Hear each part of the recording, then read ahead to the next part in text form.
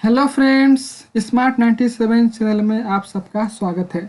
दोस्तों, मैंने आपको पिछले बार कहा था पिछले वीडियो में कि हम प्रथम विश्व युद्ध को पूरा कवर करेंगे। 1914 से लेकर 1918 तक क्या होता है। हालांकि इसमें थोड़ा डिटेल से ना पढ़ के हम लोग इसको शॉर्टकट में पढ़ने का कोशिश करेंगे और इसे जल्दी ख़त्म करने का कोशिश करेंगे। ठीक है, तो चलिए शुरुआत करते हैं हमारे आज का टॉपिक।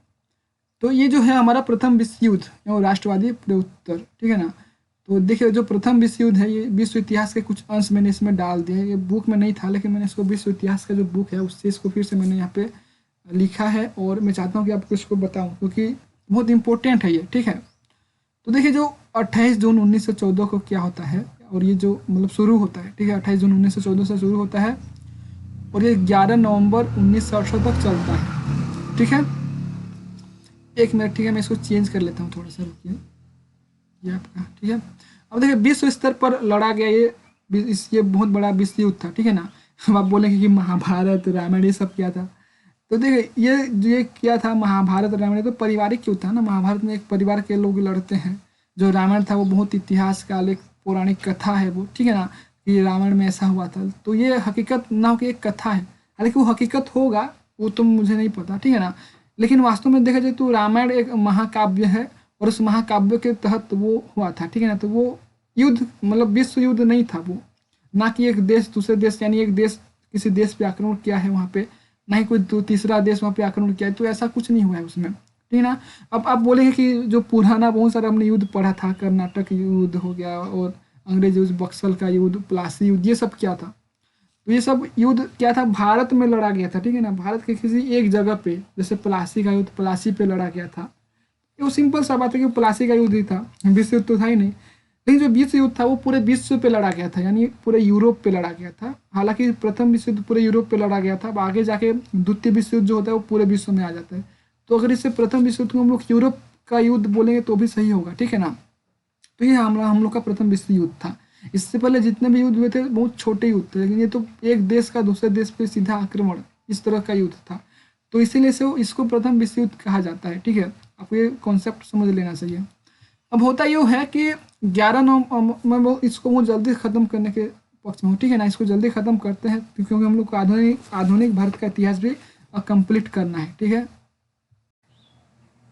हाँ, तो देखिए यहाँ पे क्या होता है, 11 नवंबर 2018 को पेरिस में ये हुआ था, ठीक है ना, शुरुआत। अब देखिए, माफ़ कीजिए थोड़ा गलती हो गया, ठीक है ना। अब देखिए, 11 नवंबर 2018 को पेरिस में क्या हुआ था, इसका विश्व युद्ध विराम का शताब्दी कार्यक्रम हुआ था, ठीक है ना। अभी हाल ही में हुआ था ये वाला, हालांकि अभी तो 2020 चल रहा है, ठीक है ना। 20 और 21 आने वाला है, ठीक है। तो ये देखिए, ये 2000 यानी कि 11 नवंबर 2018 को हुआ था। तो ये थोड़ा इम्पोर्टेंट था, तो मैंने इसको बता दिया, क्योंकि देखिए यानी युद्ध विराम का क्या हुआ था, ये 100 साल पूरा होने का ये कार्यक्रम था, ठीक है, इम्पोर्टेंट था। और देखिए, पेरिस में जुटे दुनिया के बड़े बड़े नेता थे इसमें, ठीक है ना।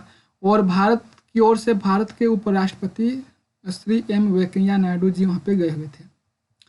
अब देखते हैं प्रथम विश्व युद्ध की पृष्ठभूमि की क्या पृष्ठभूमि था। युद्ध से पहले यूरोप में 6 राजनीतिक शक्तियां, ठीक है। अब एक मिनट दोस्तों, ये सभी इटली में हो रहा है, ठीक है ना, इटली में। तो देखिए यहाँ पे रूस, आपको पता है रूस कहाँ पे है, बनाने का दिखाने का जरूरत नहीं है कि कहाँ पे है रूस, आपको पता होगा, सबको पता है, क्योंकि आप सब अच्छे एग्जाम की तैयारी कर रहे हैं। आपके सपने मैप होगा, एटलस होगा, ठीक है ना। अगर आप बोले तो मैं इसको दिखा भी सकता हूँ, लेकिन अब देखिए थोड़ा सा आपको समझाने का कोशिश करता हूँ। देखिए, रूस है, इंग्लैंड है, फ्रांस है, ऑस्ट्रिया है, जर्मनी है और इटली है। भारत और बहुत से अन्य देश क्या थे, इंग्लैंड के कब्जे में थे। इंग्लैंड के कोई कब्जे में था तो कोई फ्रांस के कब्जे में था तो कोई इटली के कब्जे में था, ठीक है ना। तो मुख्य रूप से ये थे राजनीतिक शक्तियाँ, ठीक है ना। इन्हीं के बीच प्रथम विश्व युद्ध होने वाला था। अब देखिए, जर्मनी की बात करते हैं, ठीक है ना। जर्मनी तो ये क्या था, इंग्लैंड का विरोधी था। क्यों था, वह पूरे विश्व में अपनी सत्ता स्थापित करना चाहता था। लेकिन अभी विश्व में किसका स्थापित था ज़्यादातर इंग्लैंड का था, ठीक है ना। 1900 ईस्वी में जर्मन नौसेना अधिनियम पारित, जिसमें कहा गया था, यानी उन्होंने क्या किया, जर्मनी ने एक अधिनियम यानी एक नियम, एक एक्ट पारित किया, ठीक है ना। उसमें उसने ये कहा कि जर्मनी का नौसैनिक बेड़ा विश्व का सर्वाधिक शक्तिशाली बेड़ा होगा। लेकिन देखा जाए तो ये अभी इंग्लैंड के पास था, क्योंकि इंग्लैंड के लिए खुली चुनौती के रूप में था, क्योंकि उसका सबसे बड़ा बेड़ा था और ये जर्मनी चाहता था कि उसका सबसे बड़ा बेड़ा हो जाए, ठीक है ना। अब क्या होता है, इस तरह जर्मनी और इंग्लैंड क्या हो गए, आमने सामने हो गए, ठीक है ना। तो अब क्या होता है, अब आमने सामने होते हैं तो फिर ये लोग क्या करते हैं, किसी और देश से संधि करने लगते हैं। तो अब देखिए 1882 में ही देखिए, थोड़ा पहले चलते हैं, ठीक है ना, इसका हम लोग बैकग्राउंड देखते हैं कि युद्ध क्यों होता है, प्रथम विश्व युद्ध। तो देखिए 1882 में त्रिगुट संधि हुआ, ट्रिपल अलायंस हुआ, उसमें से जर्मनी, ठीक है ना, ऑस्ट्रिया और हंगरी ये तीनों सम्मिलित हो गए। इस तहत बाह्य जो आक्रमण होगा उस स्थिति में तीनों राष्ट्र एक दूसरे की सहायता करेंगे इसके अनुसार। अब फ्रांस के बारे में जानते हैं। तो फ्रांस 1870 में जर्मनी से एक बार हार चुका था, ठीक है ना, जिससे अल्सास लोरेंस, उसका एक बहुत ही अच्छा क्षेत्र था जिसमें खनिज भंडार बहुत ज़्यादा था, उस क्षेत्र को जर्मनी को उसको देना पड़ा था। तो वो उसे वापस लाना चाहता था, और वो क्या चाहता था, वो जर्मनी से बदला लेना चाहता था। यहाँ पे ध्यान दीजिए, मैं एक बार रिवीजन कर दे रहा हूँ कि ये देखिए यहाँ पे जर्मनी, ऑस्ट्रिया और इटली एक साथ आते हैं, ठीक है ना। अब ये फ्रांस किसका होता है, जर्मनी के शत्रु, उससे बदला लेना चाहता था, जर्मनी का शत्रु है, ठीक है। अब इंग्लैंड भी उसका शत्रु होने वाला है, क्योंकि भाई ये जर्मनी तो बोला ना कि वो समुद्री जो बेड़ा है वो विश्व का सबसे बड़ा बेड़ा बनाने वाला है। तो इस तरह से इंग्लैंड भी उसके विरुद्ध हो गया, जर्मनी के विरुद्ध हो गया। तो जर्मनी ने आक्रमण रवैये को देखते हुए इंग्लैंड से जापान के साथ संधि किया। तो फिर इसने सोचा कि भाई इंग्लैंड सोचा कि क्यों ना हम भी किसी से संधि करें। तो फिर उसने जापान के साथ संधि किया। 1904 में इंग्लैंड ने फ्रांस के साथ भी संधि कर लिया, यानी इन तीनों ने फिर संधि कर लिया।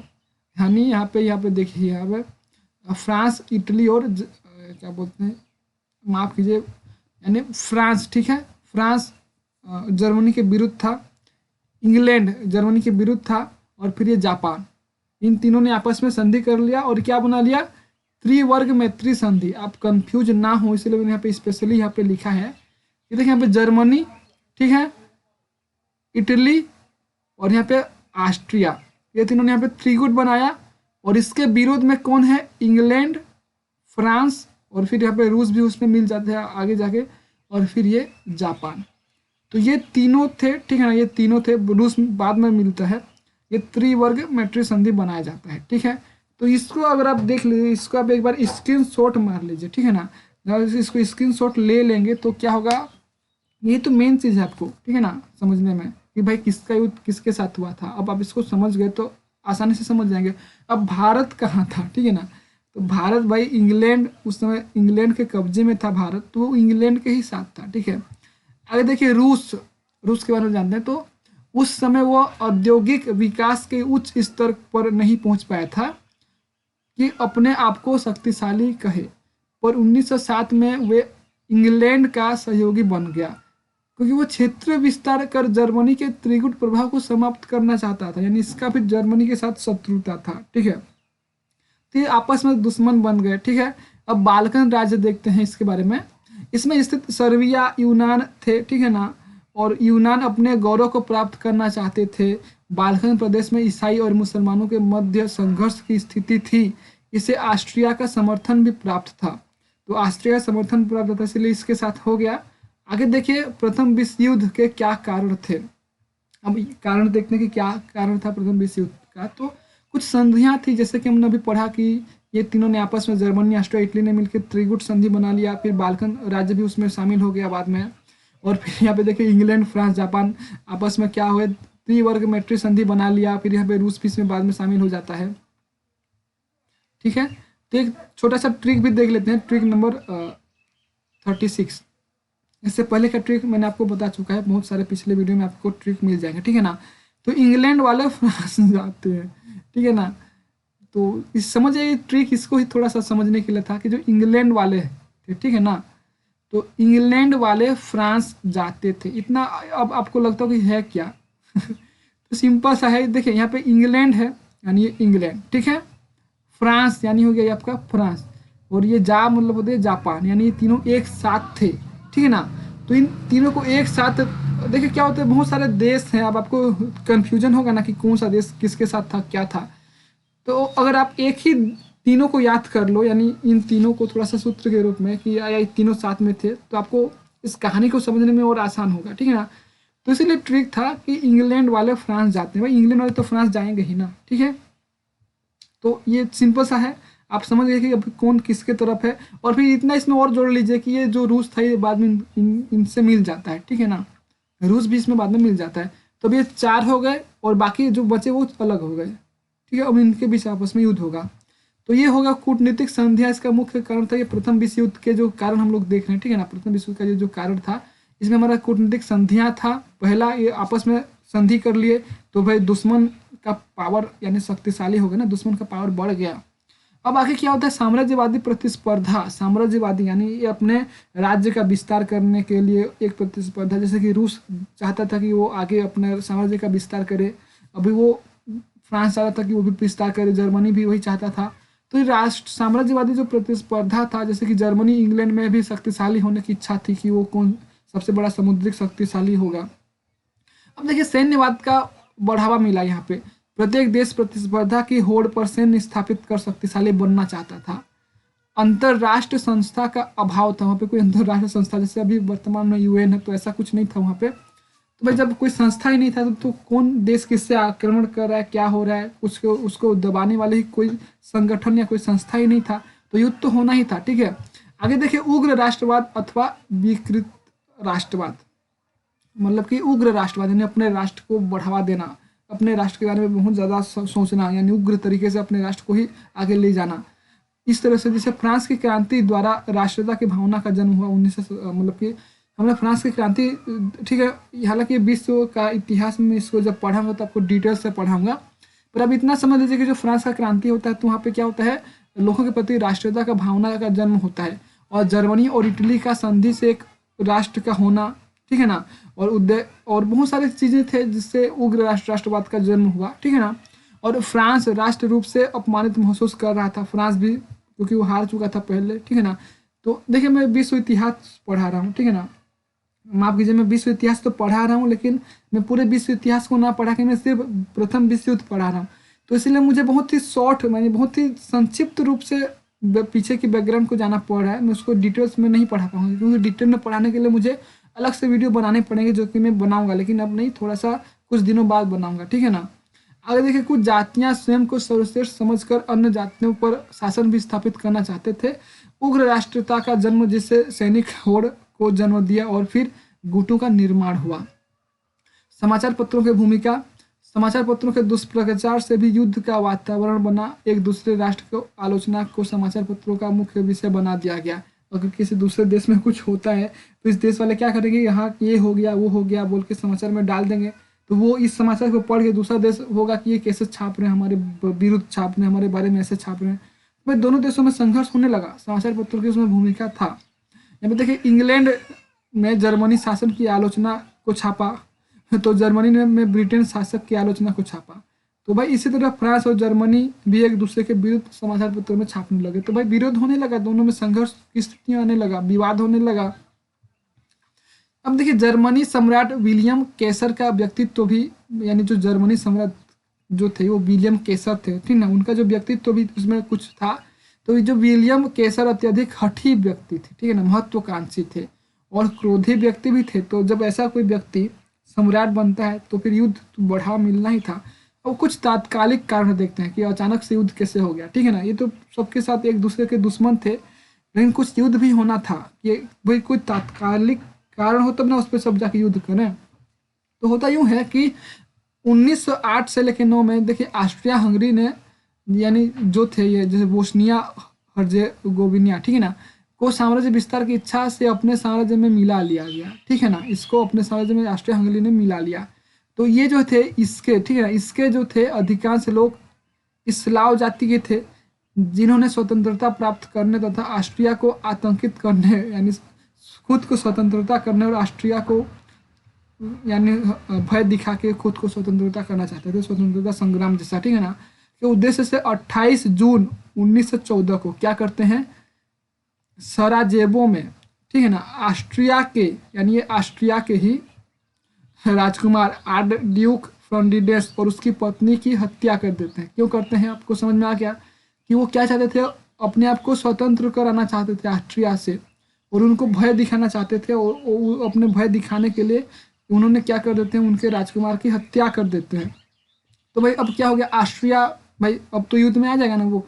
तो क्या होता है, इसका जो रणनीति होता है, उग्रपंथी सर्बियाई राष्ट्रवादियों यानी जो संस्था थे इस्लाव जनजाति के थे, इन्होंने इसका ये जो पूरा कांड था इसको इन्होंने बनाया था कि अब इस तरह से हम उसको मारेंगे, ठीक है ना। अब ऑस्ट्रिया क्या होगा, तिलमिला उठा कि भाई उसने कैसे राजकुमार की हत्या कर दी। भाई निश्चित वो तिलमिला उठेगा ही। फिर देखिए ऑस्ट्रिया ने क्या क्या चेतावनी दिया, किसको, सर्बिया राज्य को, ठीक है ना, क्योंकि देखिए सर्बिया राज्य में ही स्लाव जनजाति के बहुत सारे लोग रहते थे और इन्होंने ही राजकुमार की हत्या किया था। तो निश्चित ही इन्होंने सर्बिया को चेतावनी तो देगा ही देगा। और उसने क्या क्या 11 मांगे भी रखी, और ऐसे मांगे रखी जो कभी पूरा हो ही नहीं सकता, यानी युद्ध होना ही था। देखिए 24 घंटे का उसने समय सीमा दिया कि आप 24 घंटे के अंदर अपनी इस मांगों को पूरी कीजिए तो हम आपसे युद्ध नहीं करेंगे। 24 घंटे में हमारे 11 मांगे पूरी करो ठीक है ना। अब देखिए होता क्या है कि इसने ऑस्ट्रिया के सर्बिया को सदा के लिए समाप्त करने का संकल्प किया था, ठीक है ना। इसलिए उन्होंने ऐसे ही प्रस्ताव मांगे रखी थी कि जो पूरा ही ना हो सके। और एक मंथ ही बाद 28 जुलाई, ठीक है ना, 28 जुलाई पर ऑस्ट्रिया ने, ठीक है, किसने, ऑस्ट्रिया ने, भाई देखिए अभी हम लोग ऑस्ट्रिया वर्सेस सर्बिया पढ़ रहे हैं, ठीक है ना। सर्बिया में जो इस्लाव जाति के लोग थे उन्होंने ऑस्ट्रिया के राजकुमार की हत्या कर दी थी। तो भाई सर ऑस्ट्रिया ने क्या किया, युद्ध की घोषणा कर दी किसके, सर्बिया के खिलाफ। पर होता यूं है कि ऑस्ट्रिया तो भाई किसी और से मतलब कि जर्मनी से इन्होंने सहायता लेना था, ठीक है ना, जर्मनी से सहायता लेना था क्योंकि इन्होंने संधि बना लिया था। तब रूस आ जाता है बीच में, और वो क्या करता है, रूस क्या करता है, मदद करता है सर्बिया का, ठीक है ना। अब देखिए रूस क्या करता है, समझिए ध्यान से, रूस क्या करता है, सर्बिया का मदद करता है, और ये जो जर्मनी क्या करता है, ये ऑस्ट्रिया का मदद करता है यानी सहायता करता है, ठीक है ना।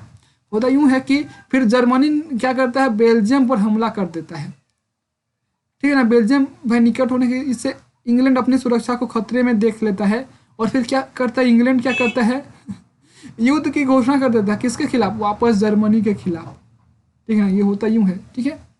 एक बार आप पूछ कीजिए वीडियो को फिर से 10-15 सेकंड के लिए वापस जाइए और इसको फिर से देखिए, आपको समझ में आ जाएगा, ठीक है ना। अब होता यूं है, देखिए आगे क्या होता है। अब जर्मनी ने अमेरिका जहाज़ों को भी डुबा दिया। अब यहाँ पे अमेरिका जहाज़ों को इसलिए डुबा क्योंकि वहाँ पे उसके खिलाफ वाले जो देश थे उसके कुछ नागरिक भी थे, ठीक है ना। तो तब 1917 में अमेरिका इंग्लैंड के पक्ष में हो गया। भाई जर्मनी हमारे जहाज़ को डुबाएगा और जर्मनी वर्सेस इंग्लैंड है, तो निश्चित है इंग्लैंड के पक्ष में अमेरिका होगा। और उस समय अमेरिका इतना शक्तिशाली नहीं था, ठीक है, उसमें इंग्लैंड बहुत ज़्यादा शक्तिशाली था। अब प्रथम विश्व युद्ध होता यूँ है कि इंग्लैंड, फ्रांस, जापान, अमेरिका, रूस और सर्बिया, ये इनका जीत होता है, ठीक है ना। ये होते हैं एक तरफ, और दूसरी तरफ होता है जर्मनी, ऑस्ट्रिया, बुल्गारिया, तुर्की, ये सब एक तरफ हो जाते हैं और इनका हार हो जाता है, इनका हार हो जाता है। ये कई देश स्वतंत्र हुए, लोकतंत्र यहाँ पे स्थापित भी हो गया ऐसे देशों में, ठीक है ना। फलतः यह विनाशकारी रूप ले लिया और 11 नवंबर 1918 को इसका युद्ध का अंत हुआ। यानी पूरे 14 से लेकर 18 तक यानी पूरे 4 साल हो गए, ठीक है ना, युद्ध को। यानी एक देश दूसरे पे आक्रमण कर रहा है, लड़ाई लड़ रहा है, फिर इससे आक्रमण कर रहा है, ऐसा। तो उसकी स्थिति को देखते हैं कि भारत की स्थिति उस समय क्या था, ठीक है। तो देखिए भारत इंग्लैंड के कब्जे में था, अतः इंग्लैंड ने भारतीय संसाधनों का खुलकर प्रयोग किया।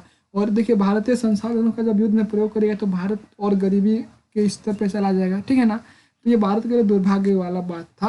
अब देखिए भारतीय उदारवादी तथा उग्रवादियों ने भी ब्रिटेन का समर्थन किया, क्योंकि उस समय कोई उनके पास चॉइस नहीं था ना कि ये करें वो करें, उनको समर्थन करना ही था। क्योंकि उस समय 1914 से लेकर 1918 का बात कर रहे हैं। ये जो क्रांतिकारी तो बहुत आगे होता है ना, उसमें तो उनको कोई सीट भी नहीं मिला होता है, उनको करना ही पड़ता है समर्थन, उनके पास कोई रास्ता ही नहीं होता है, ठीक है।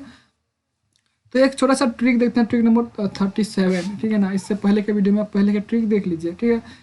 तो 11 नवंबर 1918 को विश्व युद्ध विराम दिवस हमने मनाया, ठीक है ना यानी विश्व युद्ध विराम वहाँ पे हो जाता है, ठीक है, 11 नवंबर 1918 को। तो अब इसको करना क्या है, देखिए यहाँ पे इसको अगर, हालांकि बहुत सिंपल सा चीज़ है, ठीक है ना। यानी 11/11 यानी 11 नवंबर 11/1918 को, ठीक है ना। तो इसमें क्या होता है, तीनों में 11 है तो तारीख याद हो जाएगा भाई, तीनों में तो 11 ही है ना। यानी तीनों में 11-11, तो इसको याद करना बहुत आसान हो जाएगा भाई। 9 8 9, तो ये है भाई, इसमें भी एक एक है, तो इसमें भी 11 है। यानी सिंपल सा है कि 1919 से लेकर 1918 तो बहुत ही सिंपल है। लेकिन आपको इसको याद करना कि युद्ध विराम कब होता है, तो सिंपल सा है 11-11, यानी 11 नवंबर को होता है। ये 18 को तो आपको पता है कि युद्ध विराम होता है, तो आपको करना क्या है, यहाँ पे 11-11 को थोड़ा सा रिमेंबर करना है कि दोनों में 11-11 एक ही दिन है, ठीक है ना। तो आपको बहुत आसानी से रिमेंबर हो जाएगा। तो ये था हमारा बहुत ही शॉर्ट रूप में प्रथम विश्व युद्ध का झांकी, ठीक है ना। अब हम देखते हैं आगे कौन बनेगा करोड़पति, ठीक है ना। प्रथम विश्व युद्ध में त्रिगुट संधि में देश शामिल थे, कौन कौन से देश शामिल थे, यहाँ पे A Germany, B France, C Italy और डी ऑस्ट्रिया। इसमें से कौन कौन से देश त्रिगुट संधि में शामिल थे। यहाँ पे ऑप्शन आपको दिखा रहा हूँ, ये है आपका ऑप्शन। केवल एक और दो मतलब जर्मनी और फ्रांस, या बी 1 2 माफ कीजिए 1 3 या 4, यानी कि आपका जर्मनी, इटली और ऑस्ट्रिया, अथवा 1 2 4 यानी जर्मनी, फ्रांस या ऑस्ट्रिया, या तो केवल कोई भी दो, तो ऐसा तो नहीं है, ठीक है ना।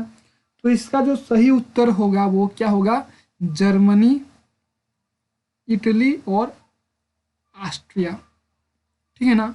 हालांकि इसमें फिर बाद में और भी देश मिल जाते हैं। आप कमेंट कीजिए, सही उत्तर दीजिए। अगर मैं चाहता हूं कि आप इसका उत्तर आप ही दीजिए, ठीक है ना। आप एक बार चेक कीजिए इसका उत्तर। हालांकि मैंने बहुत सारे ऑप्शन बता दिए हैं क्या होगा कैसा होगा, पर मैं चाहता हूं कि आप इसका उत्तर दीजिए। आप वापस जाइए वीडियो को और एक बार फिर से देखने की कोशिश कीजिए। इससे आपको क्या होगा, समझ में भी आ जाएगा और रिविजन भी हो जाएगा और बहुत आपको फायदा होने वाला है, ठीक है। तो ये था आपका आज का वीडियो दोस्तों। आपको वीडियो कैसा लगा हमें कमेंट कीजिए। हमारे स्मार्ट 97 चैनल को सब्सक्राइब जरूर कीजिए, ठीक है ना। और ये जो बेल आइकन होता है ना, आप इसको क्लिक कीजिए। जब आप सब्सक्राइब करेंगे तो आपको बेल आइकन दिखेगा। जब आप इसको क्लिक करेंगे तो मेरे जो न्यू वीडियो होंगे उसका आपको नोटिफिकेशन मिल जाएगा, ठीक है ना। तो इससे आपको बहुत ज़्यादा फायदा होने वाला है। तो आप अपने दोस्तों को शेयर भी कीजिए, ठीक है, ताकि उनको भी फायदा हो सके। और अपने दोस्तों को हमारे चैनल के बारे में बताइए। जितना ज़्यादा हमारा चैनल ग्रो करेगा ना, जितने स्टूडेंट होते हैं उनको फायदा होने वाला है। जो ऐसे गरीब स्टूडेंट जो कोचिंग नहीं ज्वाइन कर पाते हैं, या कई बार होता है ना कोई कोचिंग ज्वाइन करते हैं लेकिन किसी कारणवश अटेम्प्ट नहीं कर पाते हैं, तबीयत खराब हो जाए, तो उनको भी ये फायदा होने वाला है। वो घर में पढ़ सकते हैं। इसके PDF में बहुत जल्दी अवेलेबल करा दूंगा, ठीक है ना। तो मिलते हैं अगले वीडियो में, तब तक के लिए बाय।